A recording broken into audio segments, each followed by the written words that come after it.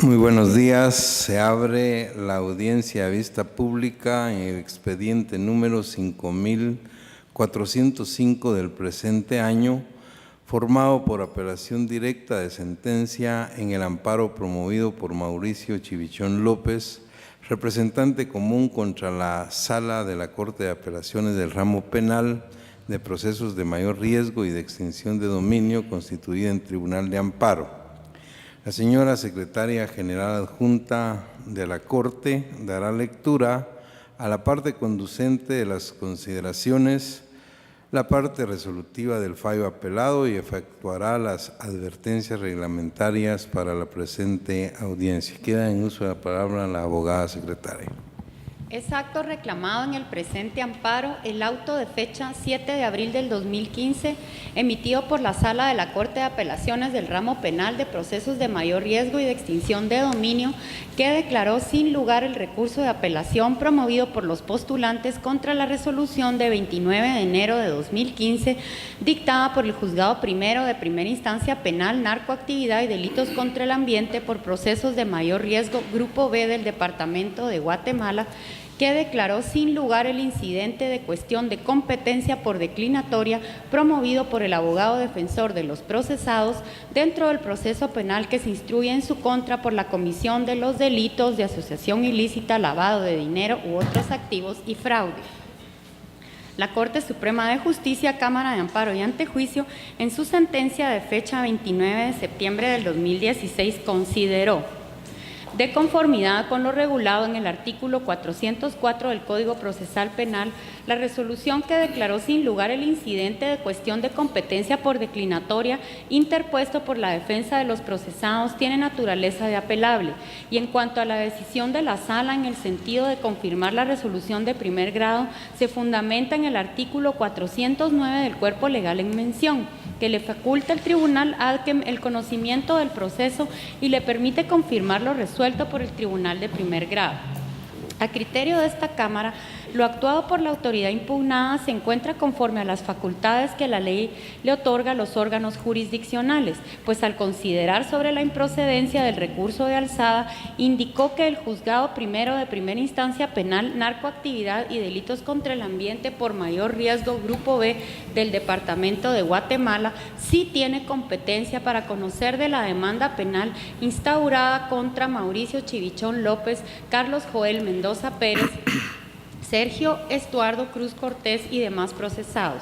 debido a la naturaleza de los delitos por los cuales se les dictó auto de procesamiento y se fundamentó en lo regulado por el decreto número 21-2009 del Congreso de la República, Ley de Competencia Penal en Procesos de Mayor Riesgo,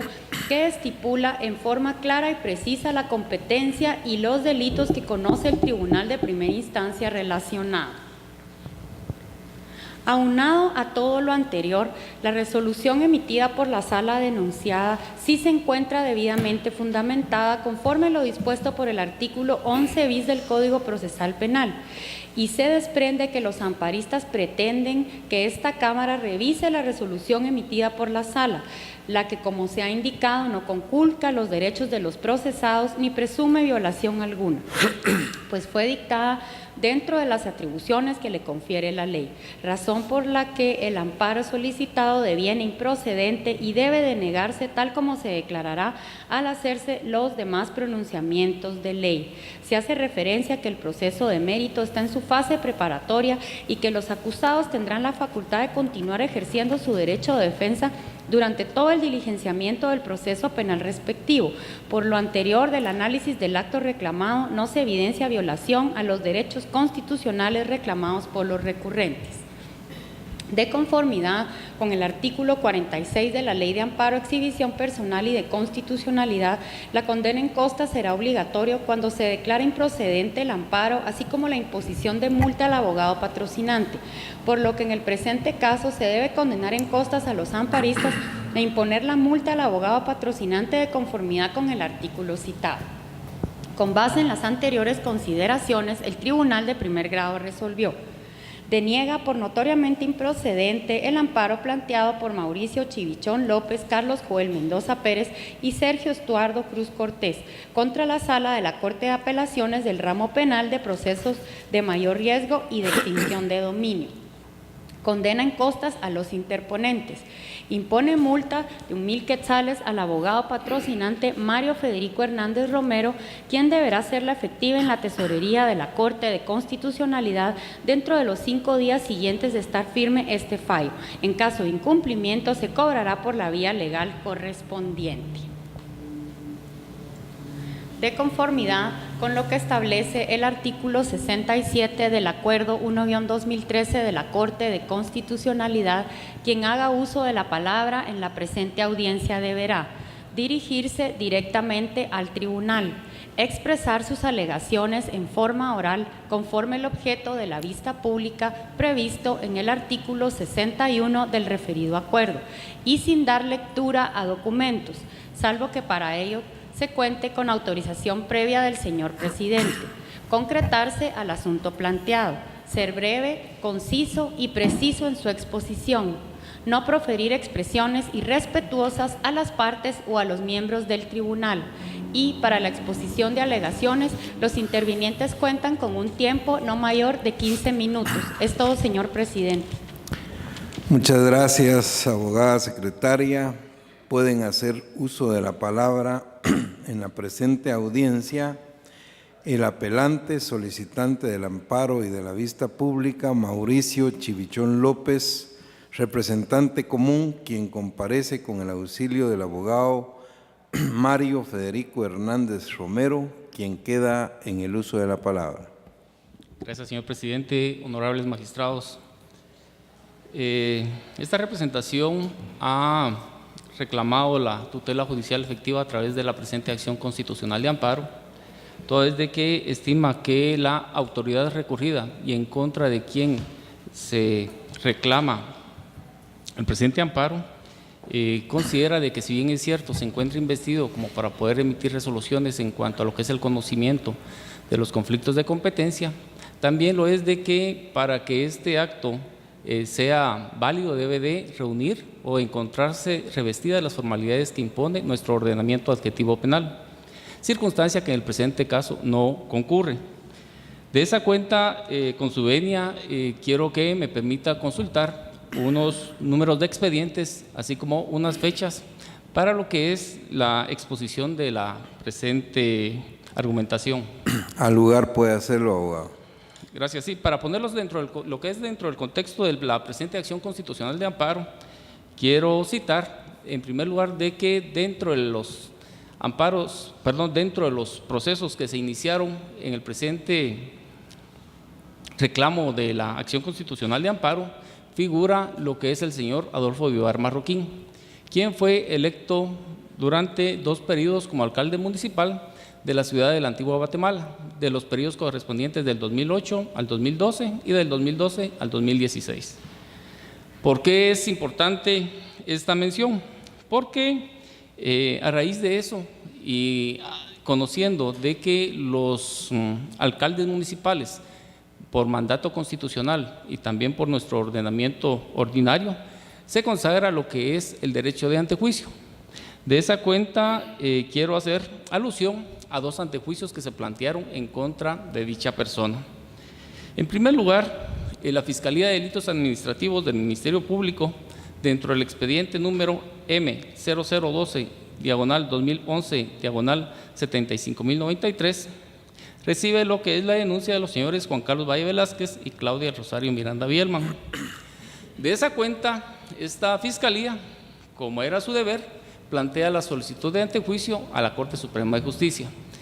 La Corte Suprema de Justicia, en uso de las facultades que le confiere la ley, el 9 de marzo de 2012 emite una resolución por medio de la cual designa a la Sala Regional Mixta de la Corte de Apelaciones de la Ciudad de la Antigua Guatemala para que conozca de este antejuicio. Es así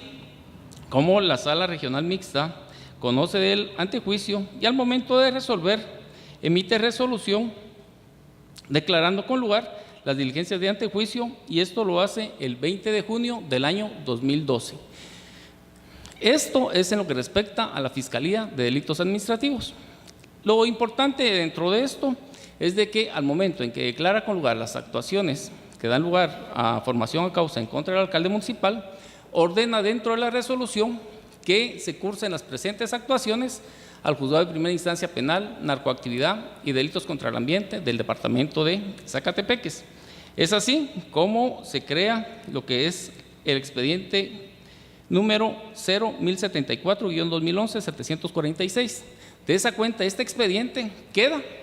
bajo lo que es el control jurisdiccional del Juzgado de Primera Instancia de Zacatepeques. Paralelo a ello, también presentan otra denuncia, y esta denuncia la presentan en la Fiscalía de Sección contra el lavado de dinero u otros activos del Ministerio Público, y se identifica con el número de expediente MP 10/2011/194, donde figura como denunciante la señora Claudia del Rosario Miranda Bielman. Denuncia presentada el 4 de noviembre del año 2011. Y como es lógico, pues también promueven lo que es el derecho de antejuicio, y la Corte Suprema de Justicia, nuevamente en resolución del 10 de septiembre del año 2012,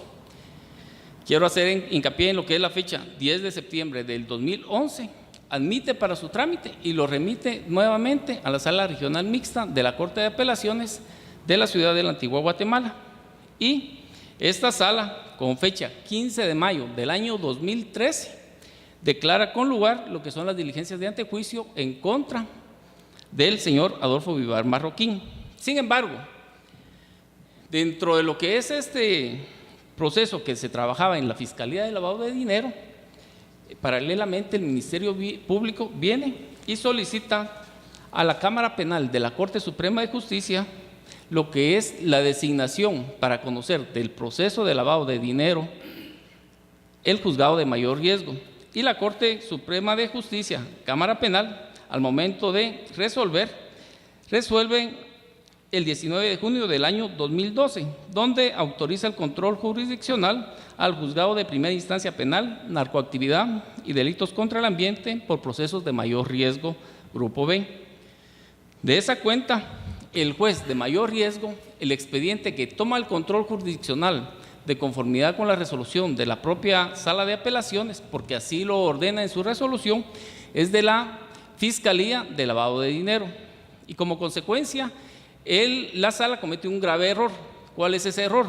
De que ordena la conexión al expediente de la Fiscalía de Delitos Administrativos, pero no advierte de que el expediente de la Fiscalía de Delitos Administrativos no era el juzgado de mayor riesgo quien tenía competencia, sino que esta estaba conferida al juzgado de primera instancia del departamento de Zacatepeques. De esa cuenta se puede advertir de que la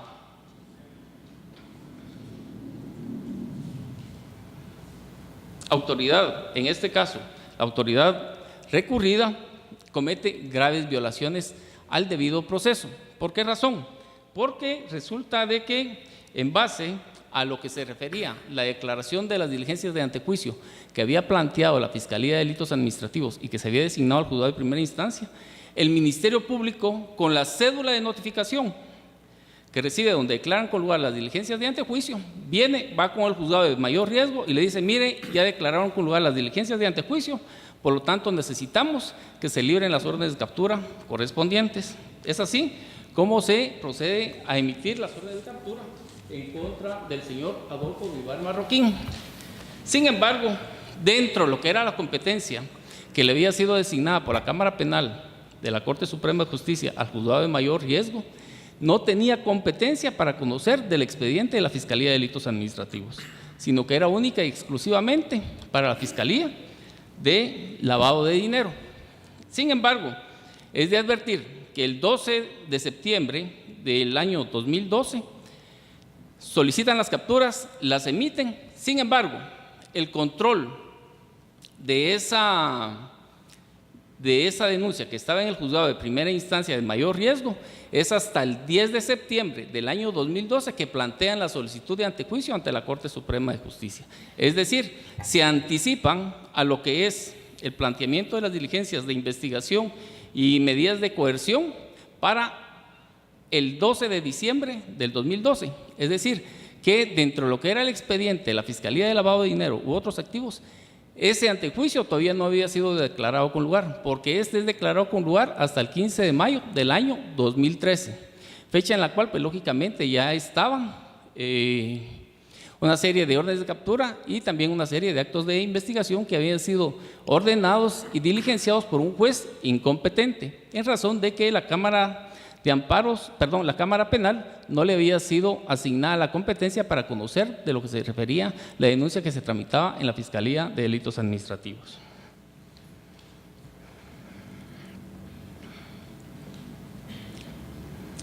Es de mencionar también en cuanto a que mi defendido es ligado a proceso penal el 4 de junio del año 2013. Esto se refiere al señor Mauricio Chivichón López. Y el señor Carlos Joel Mendoza Pérez y Sergio Estuardo Cruz Cortés son ligados procesos hasta el 8 de octubre del año 2013. De esa cuenta se puede advertir de que las peticiones que nosotros teníamos que formular para el planteamiento de esta cuestión de competencia por declinatoria la realizamos el 29 de julio del año 2013, es decir, la hicimos dentro del tiempo que establece la fase preparatoria, todo es de que esta no había concluido porque se había señalado para la conclusión de la misma hasta en el mes de diciembre. ¿Por qué hago mención a esto? Porque la autoridad recurrida señala de que nuestro planteamiento es extemporáneo, que fue realizado fuera del tiempo que establece la ley. Sin embargo, este planteamiento fue dentro de lo que es la fase preparatoria y que de conformidad con el artículo 56 del Código Procesal Penal se establece de que las cuestiones de competencia pueden ser planteadas en lo que es la fase preparatoria, fase en la cual pues lógicamente nosotros nos encontrábamos.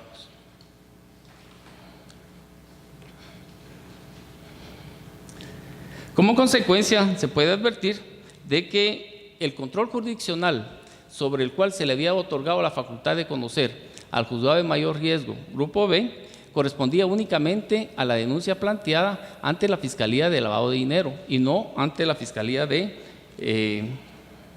Delitos Administrativos. De esa cuenta se puede advertir de que al haberse ordenado la captura, así como una serie de diligencias dentro de ese proceso en la Fiscalía en la cual no tenía competencia para conocer el juez, pues se infringió no solamente el privilegio, sino que también lo que es el debido proceso. Esto en atención a que el juez no tenía que haber tenido como base la cédula de notificación en la cual declaraban con lugar el antejuicio de la Fiscalía de Delitos Administrativos, toda vez de que el artículo 20, en concatenación de lo que es el artículo 19 de la ley en materia de antejuicios, señala claramente de que al momento en que se declaren con lugar las diligencias de antejuicio, debe de remitirse el expediente al juzgado correspondiente. Y el juez aquí omite lo que es esa fase y empieza a conocer de este proceso simple y sencillamente con una cédula de notificación dentro de un expediente del cual no había sido designado para conocer de ese antejuicio.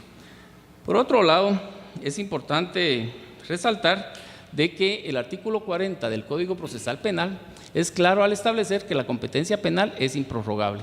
De esa cuenta, pues lógicamente, aunque se trate de una persona que goce del derecho ante juicio y en un procedimiento se le declare con lugar las diligencias, es necesario que por el nuevo hecho y para el cual había sido designado para conocer, tendría que haber esperado para que pudiera conocer en cuanto a lo que eran esas diligencias de antejuicio,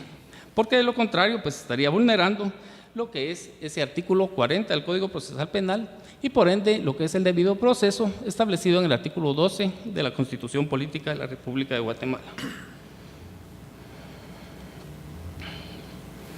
Por otro lado, es importante resaltar de que existiendo un defecto absoluto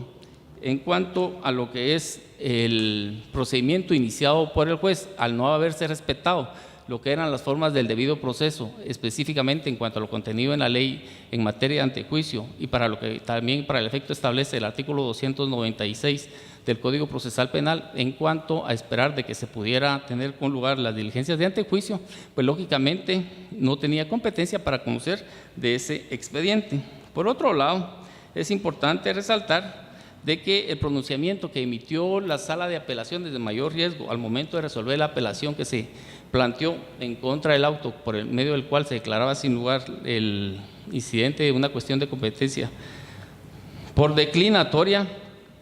incurre en una serie de vicios de fundamentación. ¿Por qué señalamos este vicio de fundamentación? Toda vez de que el pronunciamiento que está haciendo la sala de apelaciones no lo hace de conformidad con las constancias procesales, sino que se aparta de ello y dentro de la misma resolución se puede apreciar de que ellos hacen mención en cuanto a un incidente de incompetencia,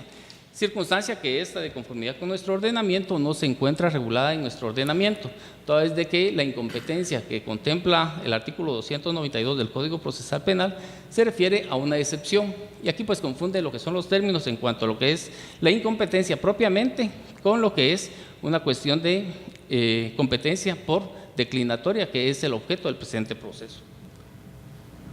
Asimismo, se hicieron otra serie de planteamientos. Disculpe, 2 minutos para terminar su exposición, por favor. Muy bien. Se hicieron otra serie de planteamientos en la cual se señalaba de que la plataforma fáctica de los hechos que se le imputaban al doctor Biobar Marroquín abarcaban hasta el año 2010. Sin embargo, mis defendidos, por los cuales estamos recurriendo en amparo, se refieren a hechos distintos a ese periodo. Es decir, se refiere a un periodo del año 2000, de junio del 2011 a septiembre del 2011, es decir, tampoco tenía competencia juez por esas razones. Asimismo, en cuanto a lo que es el señor Sergio Estuardo Cruz Cortés, a él los hechos que se le están imputando corresponden al año 2012. De esa cuenta se puede advertir de que la sala de apelaciones, al momento de proferir su resolución, no lo hace de conformidad con las circunstancias procesales, razón por la cual esta representación, con todo respeto, solicita de que se otorgue la protección constitucional reclamada por medio de este amparo y como consecuencia se revoque la sentencia venida en apelación y se deje en suspenso la resolución emitida por la autoridad recurrida, que se refiere al auto de fecha 7 de abril del año 2015. Muchas gracias. Muchas gracias, abogado Hernández Romero. La audiencia continúa con la intervención de los terceros interesados en el presente amparo, en este caso la Comisión Internacional contra la Impunidad en Guatemala, CICIG, por medio de la mandataria judicial especial con representación, abogada Lady Indira Santizo Rodas, quien comparece con su propio auxilio y quien queda en el uso de la palabra. Señores magistrados, abogado de la defensa técnica del apelante, tengan todos ustedes un buen día. Después de escuchar los argumentos vertidos por el interponente de la apelación dentro del proceso 5405-2016 en contra de la sentencia de fecha 29 de septiembre de 2016, emitida o proferida por la Corte Suprema de Justicia, Cámara de Amparos y Antejuicios, esta representación procede a hacer su alegato en base a las siguientes argumentaciones fácticas y jurídicas. La Corte de Constitucionalidad ha sentado doctrina legal cuando establece de que la jurisdicción constitucional no puede subrogar o sustituir a la jurisdicción ordinaria cuando se pretende que esta jurisdicción se convierta en una vía revisora de lo actuado por la jurisdicción ordinaria. Es así como esta representación puede ver que el apelante lo que pretende hacer, señores magistrados, es que ustedes revisen a través de sus facultades lo que ya ha sido resuelto por el Tribunal de Mayor Riesgo B, así como por la Sala de Casos de Mayor Riesgo y Extinción de Dominio. También es importante mencionar que la misma Corte ha dicho y ha sentado doctrina legal al establecer que el simple hecho de que un juez o un órgano jurisdiccional profiera un acto no viene o deviene de una conculcación o vulneración de garantías, que se da también esta conculcación de garantías siempre y cuando exista un agravio y no cuando exista un interés contrapuesto de alguna de las partes dentro del proceso. Pues, señores magistrados, esa circunstancia ocurre dentro de la apelación planteada por los señores Mauricio Chivichón López, Carlos Joel Mendoza Pérez y Sergio Estuardo Cruz Cortés. Es importante mencionar que en las sentencias ya referidas, tanto de la apelación que es emitida por la Sala de Extinción de Dominio, así como el acto que hoy se encuentra acá en impugnación, que es la sentencia de fecha 29 de septiembre de este año, existe un apartado considerativo en el cual se hace referencia que en el momento en que se interpone la acción constitucional de amparo, esta carece de fundamento, de motivación. Es decir, el incoante en ningún momento manifiesta de manera directa y puntual cuál es el agravio personal y directo que le causa agravio. Y ustedes pueden ver en uno de los apartados de esa sentencia cómo la Corte nota en especial este vicio de fondo y de forma. Señores magistrados, el decir que una sentencia conculca garantías en su totalidad, sin establecer qué partes de los considerandos y qué garantías vulnera cada una, pues evidentemente es un vicio de fondo en el que no solo puede incurrir un órgano jurisdiccional, también las partes pueden incurrir en ese tipo de errores. Es imposible que la Cámara o la Corte Suprema de Justicia o bien la Corte de Constitucionalidad venga y trate de refrendar ese error o de valorar y de calificar y dar el argumento que el apelante no da. La simple relación de hechos cronológicos, como lo ha hecho el apelante, no demuestra ninguna conculcación de agravio, porque como bien lo establece el acuerdo 1-13, que contiene las disposiciones complementarias de la ley en materia, las disposiciones complementarias de la ley de exhibición personal y constitucionalidad establece que al momento de plantear el recurso de apelación se debe de motivar y que esa motivación debe de ir de acuerdo a un agravio establecido. También es importante hacer notar que en esa relación de hechos que ha hecho el apelante omite actos jurisdiccionales que son vitales y son importantes dentro del proceso que hoy se discute. De manera muy general voy a resumir y también voy a exponer esos hechos que han sido omitidos por el apelante. Señores magistrados, en fecha 22 de junio del año 2011, se plantea por el señor Carlos Valle una denuncia penal ante la Fiscalía Distrital del Departamento de Zacatepeques. Seguidamente, el 11 de julio del mismo año, la señora Claudia Bielban plantea otra denuncia penal en la misma Fiscalía. ¿Qué es lo que hace el Ministerio Público de acuerdo a lo que establece el artículo 5 de la Ley Orgánica? Lo que hace es que, siendo único, indivisible, tiene la facultad administrativa de conexar expedientes de investigación. Entonces conexa esas dos denuncias que se convierten en el expediente 75093. De ese expediente se plantea el antejuicio identificado 172-2012, que efectivamente conoce la sala mixta de apelaciones del departamento de Zacatepeques. Y es el 20 de julio del año 2012 cuando se declara con lugar las diligencias de antejuicio. Seguidamente, en fecha 19 de junio de 2012, el Ministerio Público plantea la solicitud de determinación de competencia ante el órgano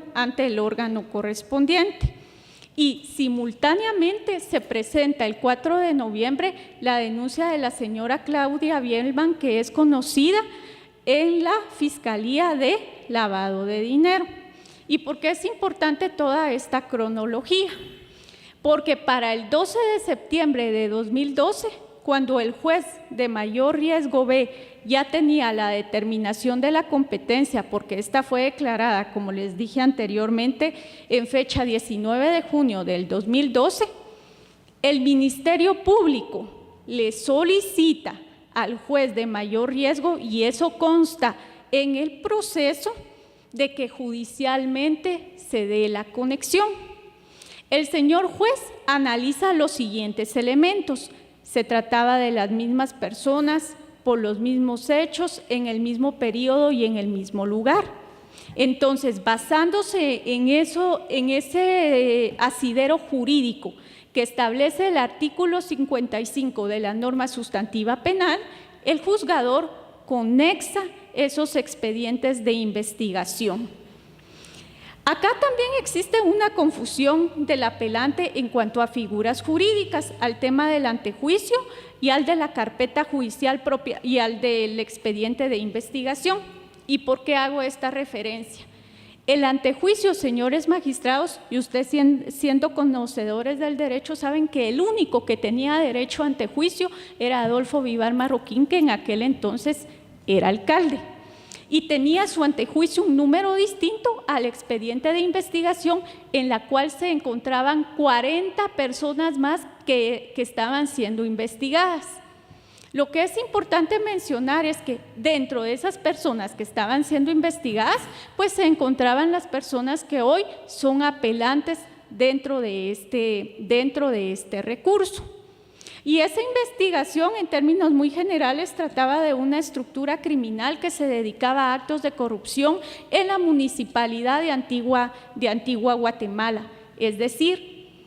el único que gozaba de inmunidad y ya le había sido declarada con lugar el 20 de junio del año 2012 era Adolfo Vivar, y las capturas se dan en fecha 12 de septiembre del año 2012. Es decir, aquí no existe ninguna conculcación. Y de igual manera, las otras personas podían ser investigadas y se podía solicitar su orden de captura, porque ellas no tenían ningún privilegio ni ningún derecho ante juicio, como lo establece el artículo 258 de la Constitución Política de la República. Según el apelante, se vulnera la garantía del debido proceso. La Corte de Constitucionalidad también ha interpretado esta garantía. ¿Y qué ha dicho sobre ella? Que el debido proceso debe entenderse más allá del cumplimiento de las simples formalidades de un proceso, que se da su cumplimiento cuando los órganos jurisdiccionales resuelven atendiendo a las constancias procesales, hacen una aplicación correcta de la norma sobre los hechos que son puestos a su conocimiento. Eso es el debido proceso, y en el presente caso, tanto el juez de mayor riesgo que ordenó las capturas, que conoció de la cuestión de competencia por declinatoria, como la misma sala de mayor riesgo y extinción de dominio, señores magistrados, han resuelto apegados a esas constancias procesales. De igual manera, el apelante dice que se le ha conculcado el derecho de defensa. ¿Y cómo es interpretado ese derecho de defensa, señores magistrados? De que las personas o partes en un proceso puedan ejercitar todos aquellos medios legales que están contenidos dentro de la norma, y especialmente los recursos de impugnación, lo que también en el presente caso ha sucedido. Y por lo cual, señor presidente, pido su venia únicamente para leer la parte resolutiva de uno de los tantos amparos que ya han planteado la defensa sobre el mismo tema, que fue con respecto a la conexión de antejuicios del 172A con el 646, que conexó la sala que también conoció del 142. Puede proceder, por favor. La acción de amparo es la 973-2013, la parte resolutiva. Después de haber efectuado el examen de mérito correspondiente, procesado penalmente por los mismos hechos relacionados en el antejuicio que esta sala declaró con lugar, es decir, el 142, y por los cuales está siendo juzgado en el Tribunal de Mayor Riesgo B, motivo por el cual ha de declararse que al lugar el antejuicio al proceso identificado en el Tribunal Primero de Primera Instancia Penal para casos de mayor riesgo B. Por lo tanto, no se evidencia violación al debido proceso y los agravios señalados por el amparista no son ciertos, toda vez que al antejuicio 646-2012, la Sala se concretó a conexar lo resuelto al proceso penal ya instaurado en contra del amparista, y además el objeto de un antejuicio es determinar si existe fundamento para basar los hechos que se denuncian y que estos están comprendidos en los ilícitos y que son imputados directamente al denunciado. Es así como, señores magistrados, ustedes pueden ver y también tienen las constancias procesales en las cuales este asunto ya ha sido discutido de una o diferente manera, a través de los medios de impugnaciones que establece la norma adjetiva penal o bien a través de la acción constitucional de amparo. Toda esta serie de resoluciones y sentencias de amparo, lo único que le han dado al caso es seguridad y certeza jurídica, por lo cual esta representación, después de lo expuesto y por comprender que no existe un agravio directo de parte del apelante, le solicita respetuosamente a los señores magistrados declaren sin lugar el recurso de apelación planteado por la defensa técnica del señor Mauricio Chivichón López a través del abogado Mario Federico Hernández Romero, ya que se nota que es un recurso frívolo e improcedente y que además confirmen la sentencia de primer grado proferida por la Corte Suprema de Justicia, Cámara de Antejuicio y Amparo, y seguidamente se condene al pago de costas de acuerdo a lo que establece el artículo 44 de la ley de amparo, exhibición personal y constitucionalidad. Muchas gracias por su atención. Muchas gracias, abogada Santizo Rodas. Continúa la audiencia con la participación como tercero interesado de Juan Sebastián Palomo Murga, quien comparece con el auxilio de la abogada María Eugenia Aguirre Juárez, quien queda en el uso de la palabra. Buenos días, honorables señores magistrados. Buenos días, señor presidente. Le voy a pedir su venia para darle lectura únicamente y consultar algunos apuntes en relación a algunas fechas. Puede hacerlo, abogada. Muchas gracias. Antes que nada, pues he de advertirle a este honorable tribunal que con fecha 16 de noviembre del año en curso, esta representación técnica se adhirió como tercero interesado y fue admitido efectivamente según esa resolución que consta dentro del expediente 5405-2016 a cargo de esta honorable Corte y pues que se encuentra en apelación de sentencia en amparo, la cual pues como ya lo han manifestado los colegas y los representantes que me han antecedido en la palabra, deviene de una acción constitucional de amparo que fue planteada oportunamente en la Cámara de Amparo y Antejuicio de la Corte Suprema de Justicia.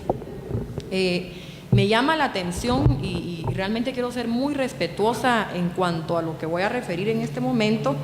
y me da hasta cierto punto indignación que la honorable representante de la Comisión Internacional contra la Impunidad en Guatemala venga a decir acá y a repetir cuestiones sobre jurisprudencia, sobre doctrina, sobre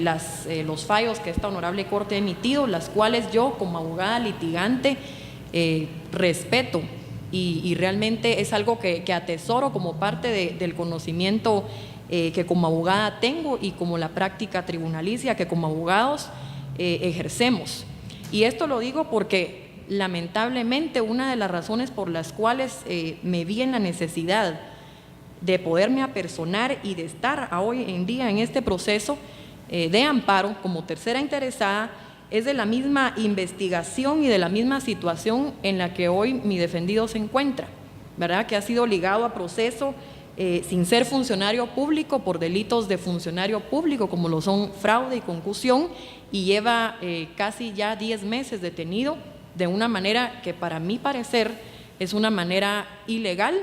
y totalmente desapegada de derecho. No solamente por lo que ha sucedido en cuanto a la persona de él, sino porque no se necesita mayor conocimiento, sino al simplemente poder darle una lectura a las actuaciones que forman parte de esta acción constitucional de amparo y del expediente mismo que está a cargo del juzgado de primera instancia para procesos de mayor riesgo, ahora grupo D, ya que fue trasladado a la otra juez. Ya no está ahora con el honorable señor juez Miguel Ángel Gálvez, sino con la jueza Ifán. Lamentablemente, pues uno se puede percatar y se puede dar cuenta de los agravios y de las aberraciones procesales que se han cometido dentro de este proceso. Yo me incorporo a este proceso en febrero del presente año como abogada defensora del señor Juan Sebastián Palomo Murga, y luego de unas audiencias que se dan en junio del presente año, que son de revisión de la medida de coerción, ya que, como les he dicho, mi cliente se encuentra detenido, nos niegan ese petitorio, y entonces nosotros lo que queremos es acceder a solicitar una audiencia intermedia a la mayor brevedad posible por la misma situación. La juez nos indica, en ese momento era el juez Miguel Ángel Gálvez quien atendió nuestra solicitud, y nos dice que no se puede señalar ninguna clase de requerimiento de esta manera, y la juez de igual manera me lo ratifica a mí personalmente, indicándome que efectivamente existe un conflicto de competencia,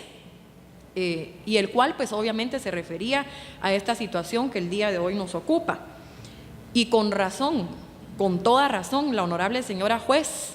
ella no quiere atreverse, no quiere aventurarse a cometer más atrocidades dentro de este proceso penal. ¿Por qué? Porque la situación de una competencia es tan delicada dentro de un proceso penal, porque cuando estamos hablando dentro de un proceso penal, no es como un proceso de otra materia, sino que en el proceso penal, por la misma naturaleza del derecho penal, es un proceso que sufre más violencia a través de la facultad que el Estado ejerce a través de sus operadores de justicia, los señores jueces y magistrados, y ahora este honorable Tribunal Máximo Constitucional. Aquí se han vulnerado, como lo ha manifestado ampliamente con antecedentes y algunos otros datos que nos ha proporcionado el abogado que me precedió en la palabra, el abogado Mario Federico Hernández, se ha violentado y se ha quebrantado el debido proceso en agravio no solamente de mi cliente, ahora es en agravio de él también. ¿Por qué? Porque existiendo un conflicto de competencia, la ley del organismo judicial es bien clara, y no voy a citar artículos porque hay un principio que establece que tanto ustedes, señores magistrados, como nosotros los abogados conocemos el derecho,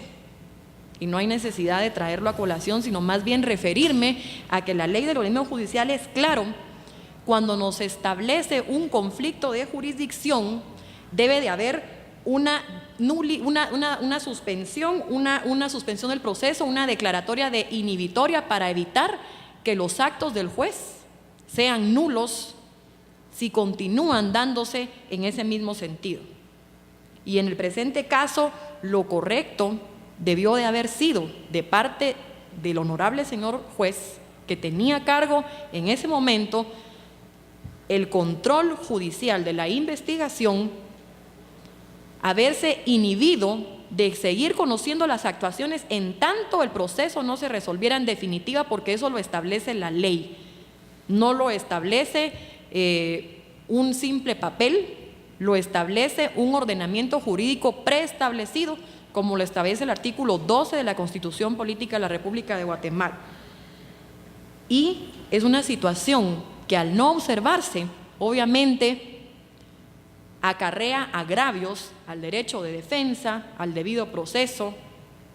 y hace entonces que todo lo actuado sea nulo, como ya ha ocurrido en otros procesos. Acá no se trata de que sí se puede dar una conexión de manera administrativa entre uno u otro expediente. Yo misma estudié las actuaciones del proceso y es evidente el atropello que se da en general a todo el proceso, y cuando yo lo veo en cuanto a la persona que yo represento, cuando me doy cuenta que él fue ligado a proceso, que la orden de detención de él fue solicitada el día 20 de enero de este año y que él es ligado a proceso el 25 de enero de este año, luego de haber estado todos esos días detenidos en la carceleta, entonces uno se da cuenta que cómo es posible que ocurran estas situaciones, que continúe un proceso que debería estar suspendido. Cuando pedimos audiencia no se nos puede dar ahora y las personas tienen que seguir en la situación en la que están, porque no se puede arriesgar la juez hoy por hoy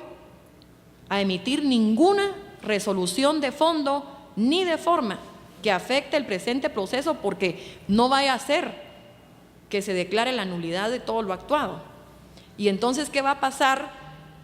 con la resolución del 7 de abril del 2015 o con la del 29 de julio del 2013? O más, si nos vamos más hacia atrás de lo que fue incluso cuando el abogado presentó el conflicto de jurisdicción en el juzgado, que eso fue en el año 2012. ¿Qué va a pasar con todo eso? Amén si esta acción, esta apelación de sentencia se declarara con lugar, ¿qué sucede con todas las actuaciones?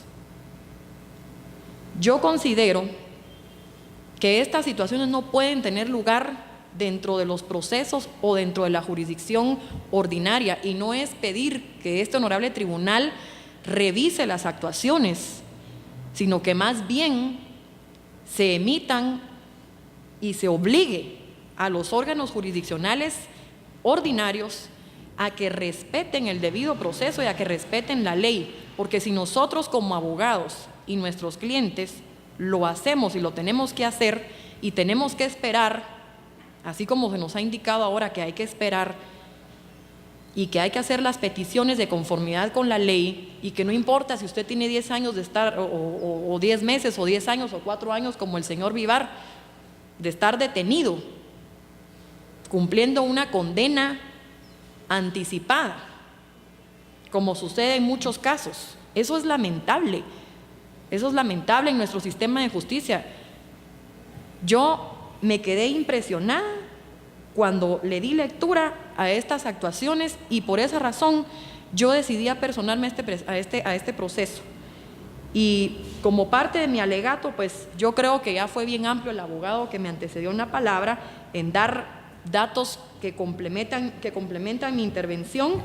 y como representante y en el ejercicio de la defensa técnica del señor Juan Sebastián Palomo Murga, yo voy a invocar el artículo 12 de la Constitución Política de la República de Guatemala,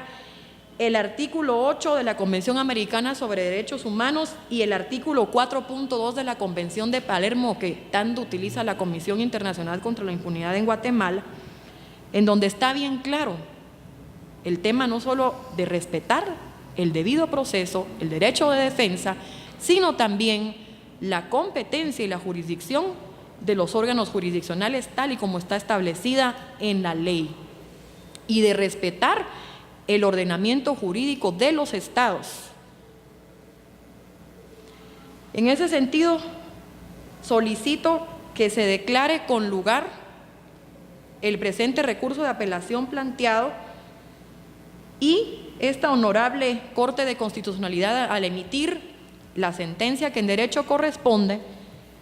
declara el mismo con lugar y se declare la nulidad de todas las actuaciones, y por ende se realicen los pronunciamientos que en derecho correspondan. Muchas gracias. Muchas gracias, abogada Aguirre Juárez. La audiencia finaliza con la intervención del Ministerio Público a través de la Fiscalía de Asuntos Constitucionales, Amparo y Exhibición Personal, por medio del auxiliar fiscal, abogado César Augusto Corado González, quien comparece con su propio auxilio y quien queda en el uso de la palabra. Muchas gracias, honorables magistrados y los colegas, buenos días. Esta representación, empalmando los argumentos vertidos por los distinguidos colegas, sostiene firme el criterio que el Tribunal Constitucional que conoció Es decir, como la misma Corte de Constitucionalidad ha indicado que a través del amparo se pretende el enjuiciamiento de un acto reclamado, y es lo que precisamente hizo la Corte Suprema de Justicia. Desciende a revisar las actuaciones e indica de que el Tribunal de Alzada en ningún momento violentó algún principio de relevancia constitucional, razón por la cual indicó que esa autoridad sí había actuado en el ejercicio legítimo de sus funciones. Contrario a lo afirmado por el apelante y interponente del amparo, esta representación entiende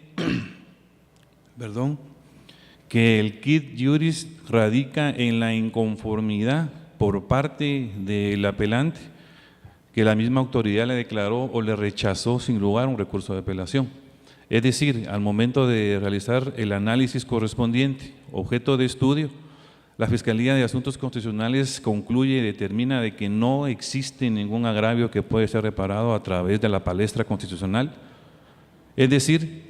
el artículo 203 constitucional establece claramente de que es potestad de los órganos jurisdiccionales juzgar y promover la ejecución de lo juzgado. En ese orden de ideas, la Corte misma indicó que efectivamente no había ningún agravio que pueda ser indilgado a la autoridad reprochada, razón por la cual esta representación concluye que el recurso de apelación deviene improcedente y igualmente el amparo. Muchísimas gracias. Muchas gracias, abogado Corado González. Se da por concluida la presente audiencia. Buen día.